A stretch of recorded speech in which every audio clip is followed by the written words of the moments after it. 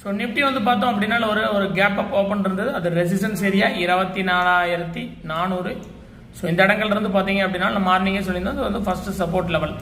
So நமக்கு வந்து 24,300க்கு கீழே அண்ட் க்ளோசிங் அண்ட் மொமெண்டம் இருந்ததுனால நமக்கு அடுத்ததாக 24,250 it's second support level. So இந்த ப்ரைஸ் வந்து பார்த்தீங்கன்னா 24,420 வரைக்கும் இந்த ரெசிஸ்டன்ஸ் இருக்கு. மேபி 24,400க்கு மேலே க்ளோசிங் அண்ட் மொமெண்டம் ஆச்சு அப்படின்னா இந்த 24,460. ஸோ இதான் வந்து இப்போ ரீசெண்டாக வந்த ஹை, அதை பிரேக் பண்ணுறதுக்கு ஒரு வாய்ப்பு இருக்கு.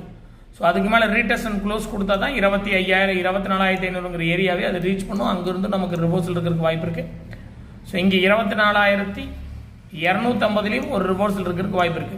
மேபி 24,250 கீழே டவுன் ஆச்சுன்னா தான் நமக்கு வந்து ஒரு இப்போதைக்கு வந்து பார்த்தீங்கன்னா ஒரு வீக்காக வந்து நம்ம பார்க்குறோம். ஸோ 24,250 கீழே ஒரு டவுன் மூமெண்டம் கொடுத்துன்னா நமக்கு ஒரு வீக் ஆகுது. 24,000